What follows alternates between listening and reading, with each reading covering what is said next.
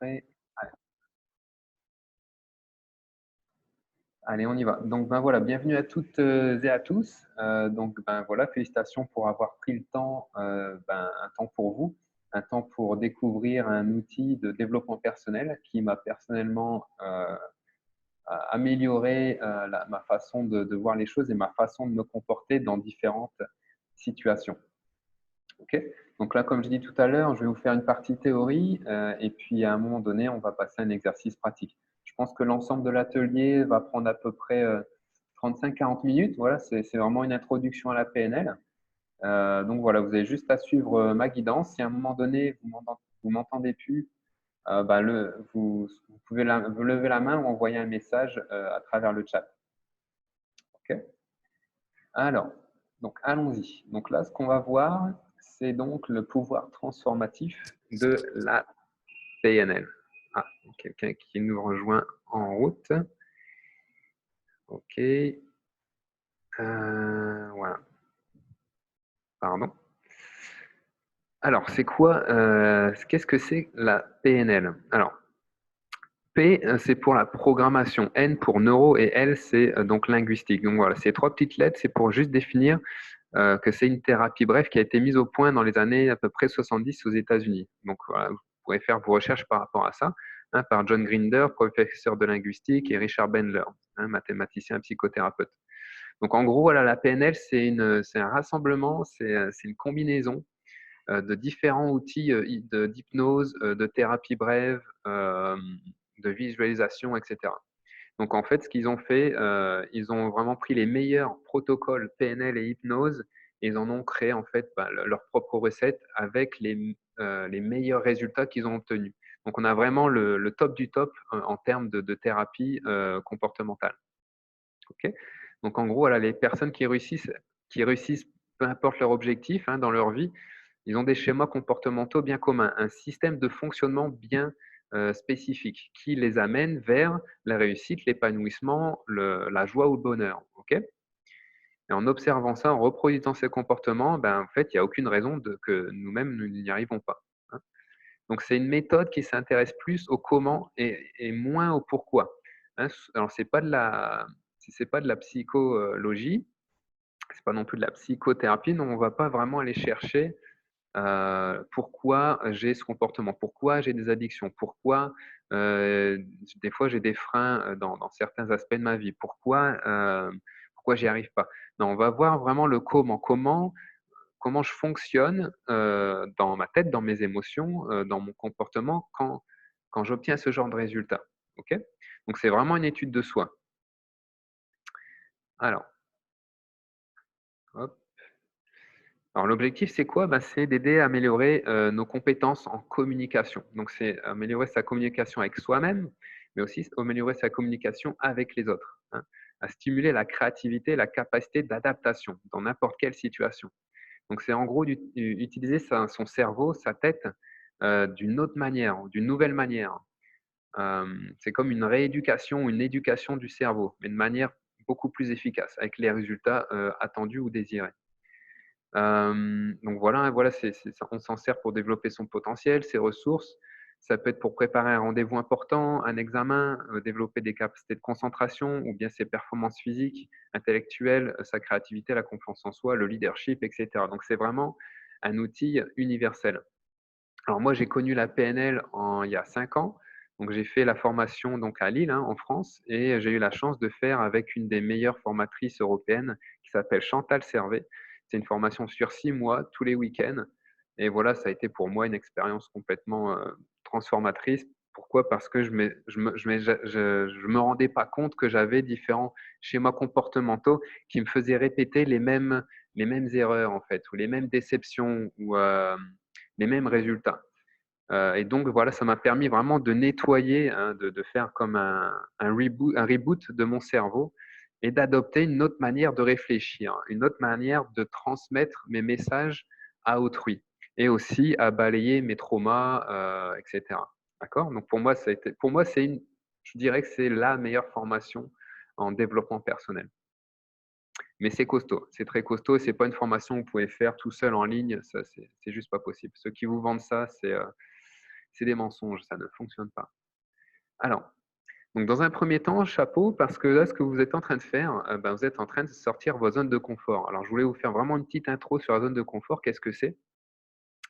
C'est quoi? C'est la zone de confort, là, on la voit dans le rouge, dans le schéma qui est sur la droite. Donc ça inclut le sentiment de sécurité. Quand vous êtes dans cette zone-là, vous êtes dans cette zone-là où, vous avez l'habitude d'opérer avec vos propres méthodes, vos propres schémas comportementaux. OK? Donc dans cette zone-là, vous n'êtes pas en train d'essayer de changer, c'est confortable pour vous. D'accord? C'est comme par exemple, quand vous utilisez un smartphone 5, vous avez utilisé la comment dire? La facilité d'utiliser le smartphone 5, et quand vous allez sur le smartphone 8 par exemple, là, il va falloir sortir un petit peu de sa zone. Il va falloir commencer à regarder comment le téléphone fonctionne. Il va falloir faire un petit peu ses recherches. Donc on sort vraiment de son confort, OK? Et dans son évolution personnelle, c'est un peu ça en fait. Il y a des moments dans notre vie, pour le changement, on est un peu forcé de sortir de cette zone de confort, hein. Par exemple, un déménagement, par exemple, c'est une sortir de zone de confort. Changer de métier, c'est sortir de sa zone de confort. Changer sa façon de se nourrir, c'est sortir de sa zone de confort, OK? Et quand on sort de sa zone de confort, on rentre dans une zone, de peur. Donc c'est aussi la peur de l'inconnu. C'est-à-dire, voilà, je sors de ma zone de confort, où est-ce que je suis en train d'aller là? Qu'est-ce qui va m'arriver? C'est là où on commence à se poser un tas de questions, OK? Et cette transition-là s'appelle donc le lâcher prise. C'est-à-dire, je lâche mon confort parce que j'ai besoin, d'aller dans une autre zone. J'ai besoin d'aller plus loin, OK? Alors, ensuite, quand on sort de la zone de peur, on sort dans la zone d'apprentissage. Donc là, ça commence à être un peu plus confortable. C'est là où vous avez des objectifs. Vous êtes en train d'expérimenter, des nouvelles compétences. Vous êtes en train d'apprendre de nouvelles choses.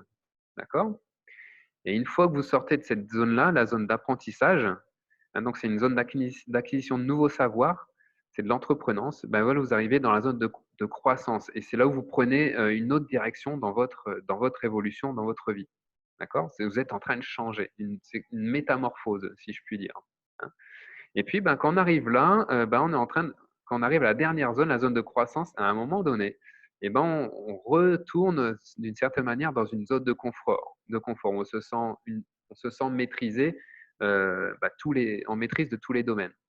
Et là, des fois, on est amené à encore une fois sortir sa zone de confort, hein. Ça peut être, par exemple, un voyage, hein. Pour ma part, voilà, je suis parti de la France. J'étais en train de m'installer, puis, il y a les événements ont fait qu'il fallait que je sorte de ma zone de confort pour mon propre épanouissement. OK? Alors, ça, l'index de conscience, l'outil suivant que je vous partage là, c'est la base de la PNL. C'est par là où on commence. Alors, qu'est-ce que c'est l'index de conscience? On l'appelle aussi index de computation. C'est une grille de lecture qui permet d'observer, les 3 modes sur lesquels une personne, oriente sa conscience.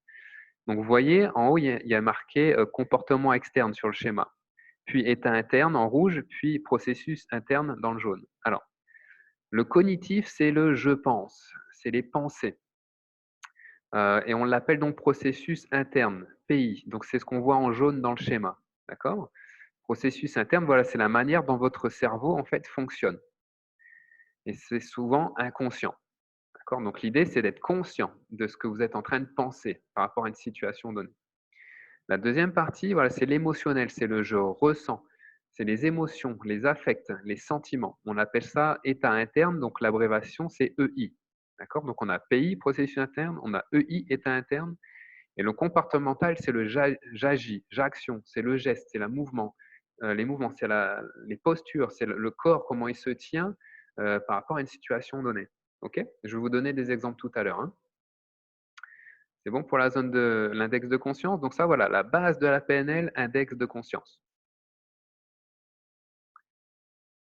Alors, faut savoir que ces 3 modes, état interne, comportement externe, processus interne, fonctionnent ensemble. C'est le cercle virtueux des pensées, des émotions et des actions, des actes. D'accord? Alors, notre attention consciente passe sans cesse de l'un à l'autre, souvent dans une séquence qui nous est propre. On a tous un mode préféré, hein. Pour certains, c'est l'action d'abord. Donc, par exemple, je vais prendre mon cas quand j'étais sapeur-pompier, qu'on arrive sur une intervention, un accident de la route, par exemple. Moi, personnellement, la première chose que je fais, c'est j'analyse. Donc je suis dans le processus interne, hein. Donc je réfléchis, j'analyse, je regarde, j'ai dans mes pensées, je regarde ce qui se passe en fait dans l'environnement. Je regarde s'il y a pas un risque de suraccident, je regarde combien il y a de victimes, je regardais combien il y a de véhicules qui sont impliqués. Donc à ce moment-là, je réfléchis à comment aborder, le site de l'accident, d'accord? Donc à ce moment-là, en fait, c'est mes pensées qui viennent en premier, c'est pas les émotions. Mes émotions, elles viennent même en dernier. Après mes pensées, c'est le comportement externe qui vient. Donc je réfléchis, j'analyse, puis je rentre tout de suite en action. Je descends de l'ambulance ou du camion, on fait un périmètre de sécurité, je donne des ordres à mes collègues, et cetera, et cetera. Je suis tout de suite dans l'action. Et moi, mes émotions, personnellement, dans mon cas, elles venaient bien après, bien après. D'accord? Les sentiments, affects, et cetera. Et bah, chacun fonctionne à sa manière. Il y a des personnes qui vont arriver dans une situation où ben, ça va être d'abord les émotions en premier, puis après ça va être les pensées qui vont et les raisonnements qui vont arriver. D'accord? Et vice versa. Donc on a vraiment tous un mode de fonctionnement différent. Là, l'idée aujourd'hui, c'est que vous analysez la façon dont vous fonctionnez, dans l'ordre dans lequel vous fonctionnez. OK? Alors, hop.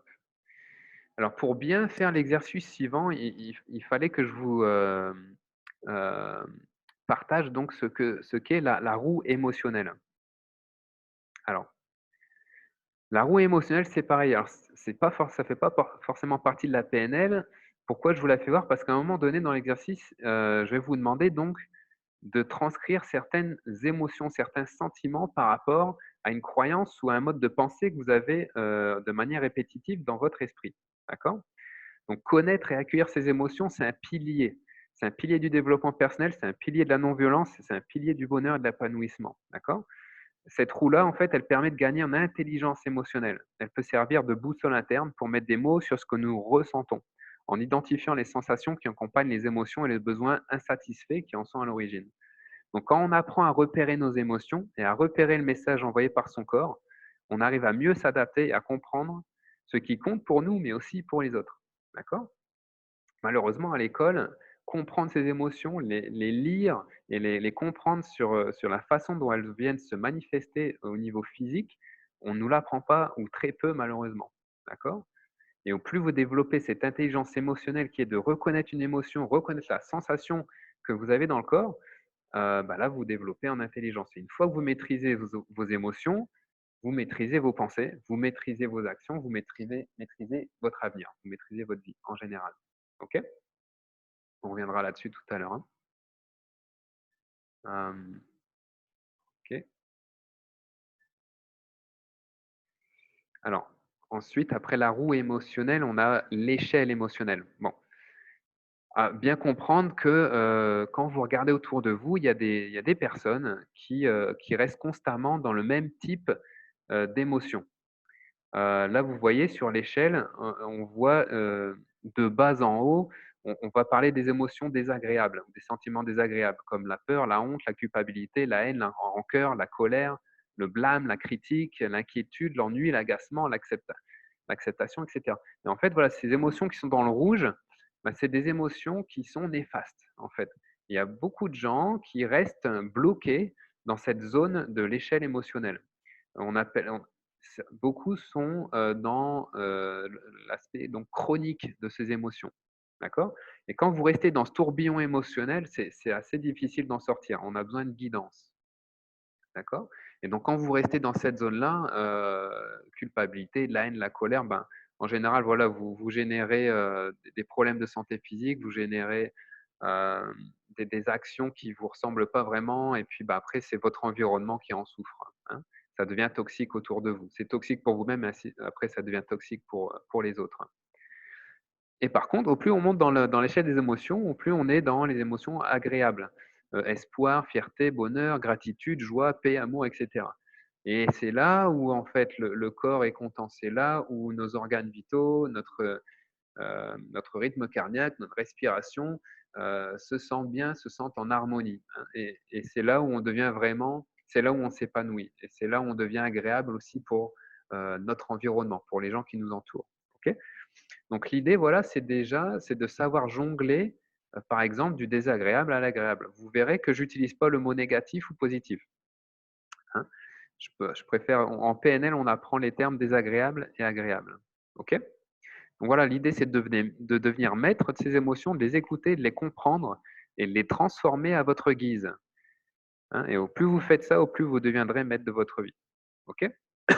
L'idée, c'est que ce ne soit pas les émotions qui vous contrôlent, mais que ce soyez vous qui contrôlez vos émotions. Et c'est pareil pour les pensées. L'idée, que ce soit vous qui maîtrisez vos pensées et pas vos pensées qui vous maîtrisent. D'accord? OK. Allez. Donc là, on va faire donc le premier exercice.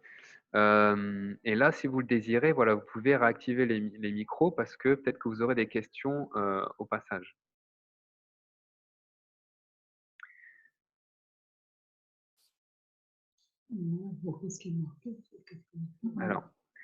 Alors, avant d'entamer l'exercice, est-ce que vous avez une question par rapport aux pages précédentes avant d'attaquer? Non, c'est bon. C'est clair? Ouais? Oui. Paulo, c'est bon? Virginie, c'est bon? Salut Virginie, je n'ai pas eu le Oui. temps de te dire bonjour. Salut. Content de te voir. OK. Alors, premier exercice, voilà, c'est donc de prendre votre cahier ou votre page blanche et puis de reproduire un petit peu le schéma que vous avez ici à droite là. Donc c'est peut-être de dessiner 4 bulles et donc de faire des flèches qui relient ces 4 grosses bulles. Donc dans la On ne première, voit pas ce que c'est. Excuse-moi, on ne voit pas ce que c'est à droite carrément. vous voyez pas ce que c'est? Ah Ben, bon? c'est-à-dire Il y a les photos. avec les photos qu'on voit les personnes, donc on ne peut pas voir ce que c'est. On voit les personnes. Ouais. Vous voyez les personnes, c'est-à-dire de la caméra? Oui, la caméra, ouais. Donc on ne voit pas le troisième côté. Et là, droit. là c'est mieux? Non. Non. Non, D'accord. non, Alors, voilà. On va penser, comportement, résultat, mais on ne voit pas. Alors la bulle de droite, c'est sentiment. C'est D'accord. sentiment, ouais. Vous avez pensée en haut, sentiment à droite, comportement en bas et résultat à gauche.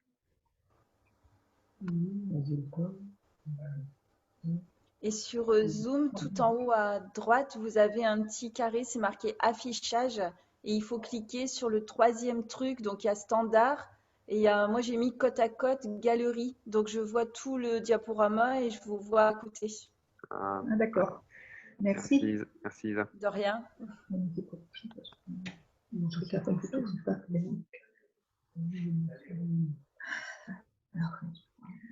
Et quand le schéma est fait, donc voilà, hein, faites ça grossièrement, hein, encore une fois, c'est un brouillon. Hein. Une fois que le schéma est fait, faites-le moi savoir.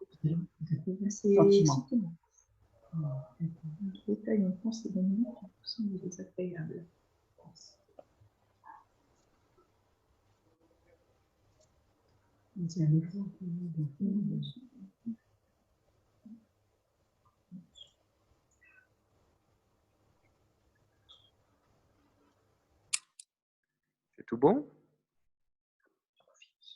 Oui.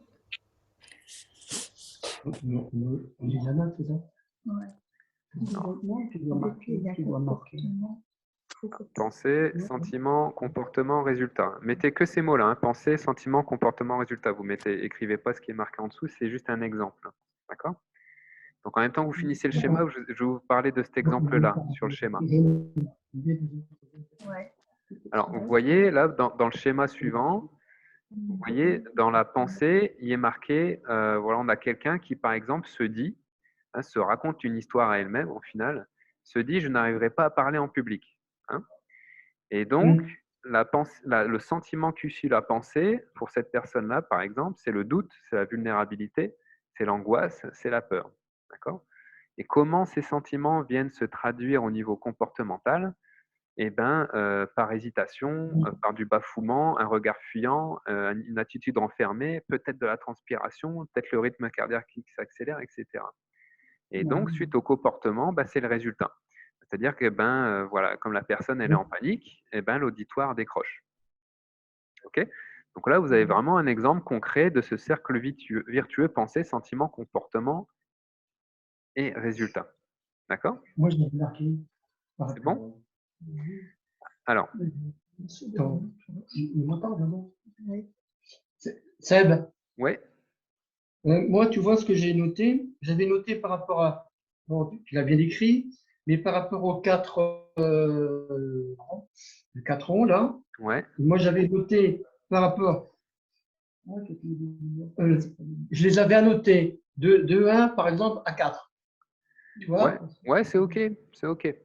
Ça marche, pas de Tu souci. vois? Je les avais annotés de 1 à 4. Et par Mhm. rapport, bon, j'avais noté le premier, c'est le comportement que l'on peut avoir par rapport à, tu l'as bien dit, par rapport à, par exemple, au bébé, tout ça. La Mhm. deuxième, c'est la pensée de l'autre par rapport à soi. Non, non, non, Le nôtre, non, non, c'est votre pensée à vous-même. C'est votre pensée à vous-même. Hein. Là, c'est ah bah que, oui, oui, c'est que vous. Ouais, c'est une C'est pensée que, à tout. d'accord, c'est que vous. c'est ça. C'est ce que vous vous dites. C'est le processus interne. Hein. Je reviendrai sur Ah la bah c'est phase ça. tout à l'heure. Bon, c'est ça, ouais, c'est bon. C'est ce que vous dites à C'est bon. vous-même. Attention. Hein. Quelle Bah, est ta c'est pensée dominante? là, voilà, c'est ça. Alors, attendez. Là, je vais vous expliquer l'exercice. Je vais vous expliquer. Alors, donc là, effectivement, vous avez le schéma. Vous avez pensée, sentiment, comportement, résultat. Et là, l'idée, voilà, c'est de mettre dans la bulle pensée une pensée dominante. Alors, qu'est-ce que je veux dire par dominante? C'est une pensée que vous avez régulièrement dans votre tête, quelque chose que vous vous dites souvent dans la journée. D'accord? On a une expression en France qui dit, bah voilà, il y a des gens qui sont toujours sur le même disque, où on dit aux gens des fois, ouais, change de disque. D'accord? Ben voilà, l'idée, c'est vous d'identifier, ok, qu'est-ce que je me dis le plus souvent dans la journée? Hein. Et je vous invite à aller chercher, bien sûr, des pensées qui sont désagréables, qui tendent vers le négatif. Ok. Donc, au long de la journée, qu'est-ce que vous répétez sans cesse? Quelle est cette pensée que vous répétez sans cesse dans votre tête?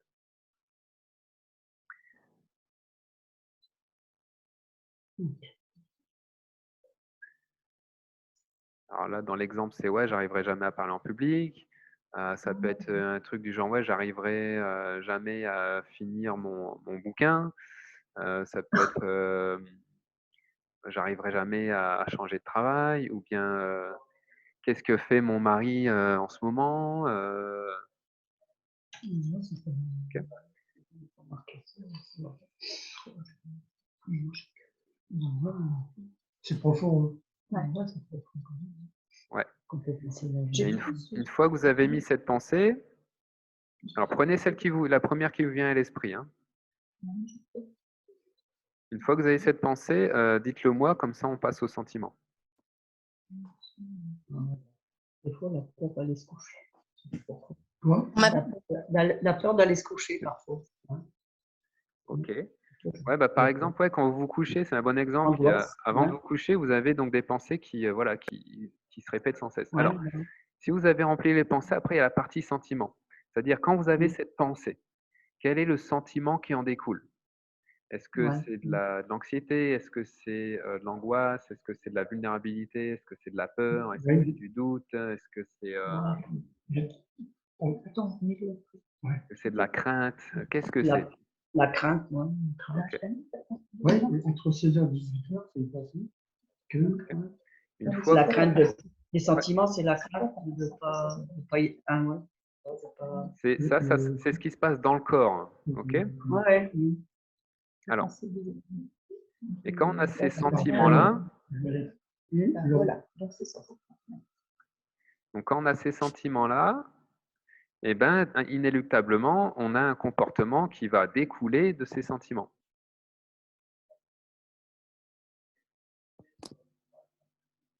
Alors, est-ce que vous m'entendez toujours? Parce que là, je vous entends plus.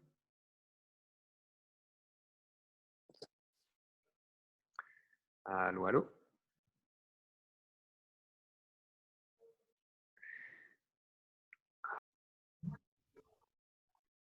Comme le comportement.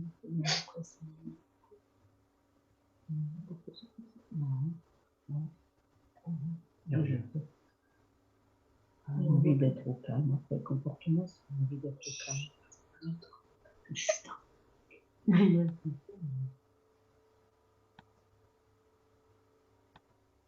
Ah oui. Ok, est-ce que vous m'entendez? Oui, oui. Ok, très bien, ça a coupé. Alors, Du coup, voilà, pensée, sentiment, comportement. Donc, qu'est-ce que vous faites concrètement une fois que vous avez ces pensées, ces sentiments? Comment vous vous comportez? Et comment ça se traduit dans votre corps? Est-ce que vous avez chaud? Est-ce que vous avez froid? Est-ce que vous avez une boule dans le ventre? Est-ce que vous avez une boule au niveau de la gorge? Est-ce que vous avez une douleur dans le dos? Est-ce que, par exemple, est-ce que si vous êtes dans votre lit, est-ce que vous tournez en rond dans votre lit? Euh, Qu'est-ce que vous faites? Est-ce que vous allez vous ruer pour allumer une cigarette, par exemple? Ou est-ce que vous allez prendre un verre d'alcool? Ou est-ce que vous allez vous ruer sur une sucrerie? Voilà. Comment vous allez vous comporter par rapport à cette pensée, ce sentiment? Qu'est-ce qui va en découler?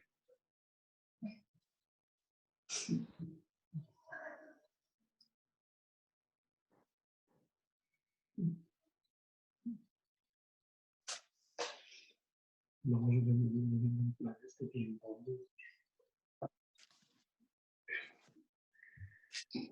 Alors, donc ça paraît tout bête, tout simple, mais c'est super puissant une fois que vous identifiez en fait les pensées, sentiments qui dominent dans votre quotidien, ce qui vous bouffe de l'énergie, ce qui vous fait perdre du temps, clairement, et ce qui vous emmène à faire des actions qui ne sont pas en corrélation avec vraiment la plus belle partie de vous-même, si j'ai envie de dire. Alors, une fois que vous avez pensé sentiments, comportements, eh ben, quels résultats vont découler de ces comportements? Voilà, si vous êtes quelqu'un qui a une pensée du genre ouais, je suis trop, je vais être en retard, je vais être en retard, je vais être en retard, que le sentiment c'est l'anxiété, c'est la crainte d'être en retard, et le comportement, eh ben, c'est vous habiller beaucoup plus vite, vous bâclez votre petit déjeuner et vous buvez un café. Alors, et quel serait le résultat probable? Ben, le résultat, ce serait d'être en retard au boulot ou de louper le bus. Ou bien, voilà, c'est des exemples. Hein. Ok. Voilà. Et une fois que vous avez fini, l'idée, c'est qu'on partage ensemble. Et ben, voilà, si vous le voulez bien, pour ceux qui le veulent bien, la pensée dominante, le sentiment, le comportement et le résultat. Et après ça, on fera la deuxième partie de l'exercice et on aura terminé. Alors, si ça coupe, ah non, c'est bon, on a du temps. Ok.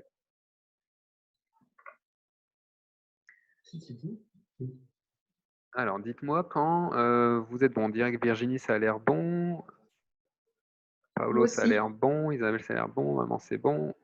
Jean-Michel, tout le monde, c'est bon. OK. Alors, bah, du coup, qui veut se lancer? Qui est-ce qui veut partager la première partie de cet exercice? Allez, Moi, c'est la peur de louper tout le temps des rendez-vous. d'accord. Alors, qu'est-ce que qu'est-ce que tu as mis dans les pensées, maman? Donc là, tu m'as indiqué ta peur, mais Ouais, c'est ça. comment tu le penses en fait, cette peur? Qu'est-ce que tu te dis à toi-même? Ben, comment dire, quand je me prépare, ben, je suis un petit peu en état de stress en me disant pourvu que j'arrive à l'heure. Tu vois? D'accord, donc voilà. Donc là, on a quelque chose de bien concret. Donc merci, maman. Donc là, on voit que comment maman fonctionne. Elle se dit que comment tu dis, je vais pas arriver à l'heure, c'est ça, hein? Oui, j'ai toujours peur, par exemple, si j'ai un rendez-vous, de ne pas être à l'heure. Ouais, ouais. Par exemple, de me dire, il faut que je parte vite parce qu'il y a des bouchons, parce que ci, parce que D'accord. là, à cause du mauvais temps. Enfin, voilà. Voilà, exactement. Alors voilà, ça c'est le schéma mental euh, de maman en fait. Donc c'est ce qu'elle se répète constamment. Et donc Voilà. qu'est-ce que ça induit, enfin du moins quand tu as un rendez-vous. Et qu'est-ce que ça induit en niveau sentiment du coup? C'est quoi? Ben, j'ai un stress, quoi. Et Ouais, puis, et je suis des fois, non, enfin, pas tout le temps, mais ça me fait un petit peu paniquer, quoi, quand je vois que l'heure tourne et que je suis dans les bouchons et que je me dis, mince, je vais jamais être à l'heure. Ça me stresse. d'accord. Et donc comment ça se traduit dans ton corps ce stress? C'est tu fais les Ben, choses moi, plus vite, c'est tout de suite tu as chaud? c'est tout de suite niveau intestinal, moi. Tout de suite, D'accord. voilà, j'ai l'impression que j'ai les intestins qui tournent en vrille. D'accord, ok, très bien. Donc voilà, là c'est bien clair et précis, on a vraiment un ressenti physique. Et donc comment tu te comportes? Est-ce que tu conduis plus vite? Est-ce que tu conduis moins vite? Bah, des Tu fois, ouvres la j'aurais tendance fenêtre. à conduire un peu plus vite. Puis, Ouais. quand c'est vraiment très, très fort, bah, j'attrape chaud, donc j'ouvre la fenêtre. Puis après, j'essaye de me calmer, de me dire, bon, allez, stop, c'est bon, calme-toi, tu vas y arriver. Si tu n'y arrives pas, c'est pas grave, tu Ouais, reportes. Et puis voilà, j'essaye de d'accord. me concentrer là-dessus en me disant, bon, allez, c'est pas dramatique. Je D'accord. fais ça pour arriver à me rassurer, quoi. D'accord, d'accord. Ok, donc on va voir ça dans la deuxième partie. Quel stratagème tu emploies du coup pour contrecarrer le premier schéma mental? D'accord? Donc Ouais. on appelle ça se rassurer en fait, mais c'est un peu plus compliqué que ça. Et de ce Euh, fait-là, les en faisant de résultats, la ouais. méditation régulièrement, Ah, eh alors, bien, ça on va arriver à m'aide ça après. énormément. Ça, on va arriver à ça D'accord. après, hein. Ouais, ouais. Là, on va rester vraiment concentré sur Ouais. sur la première partie. Ok. Alors, et du coup, le résultat, qu'est-ce que tu as comme résultat? Une fois que tu conduis vite, que tu ouvres la fenêtre parce que tu as chaud, que tu as un peu des crampes à l'estomac, c'est Bah, je quoi le mets de la résultat? musique pour me changer les idées, puis pour penser un peu à autre chose. Enfin, voilà, quoi. D'accord. Donc, le résultat, c'est que voilà, tu mets de la musique pour essayer de penser à autre chose, c'est ça? Ouais. Puis D'accord. après, au bout d'un moment, bah, j'en ai tellement marre d'être stressée que je me dis, bon, je suis en retard, je m'en fous. Puis je finis par m'en Ouais, foutre c'est ça, complètement. D'accord. Et donc là, tu pars sur un autre schéma mental, en fait. C'est ça, hein? Ouais. Ok. Mais je fais ça, c'est pour que je me sente mieux, tu vois. Ah ouais, bien sûr, c'est pour contrecarrer, Que ouais. mon stress, il s'efface et tout. Sinon, je suis comme une boule de nerfs sur mon volant, quoi. Ok. Ok, donc bah, merci pour ton partage. Alors, vous voyez là, c'est un très bel exemple où on a clairement vu bah, son mode de fonctionnement par rapport à une idée de base. Donc, pour elle, ça commençait par les pensées. C'était pas les émotions en premier, mais c'était les pensées. C'est-à-dire, voilà, je vais jamais arriver à l'heure, je vais être en retard, etc. Ça a engendré des émotions, un comportement et donc voilà, des résultats. Ok? Donc là, on voit comment maman fonctionne. Alors, qu'est-ce qu'il veut partager?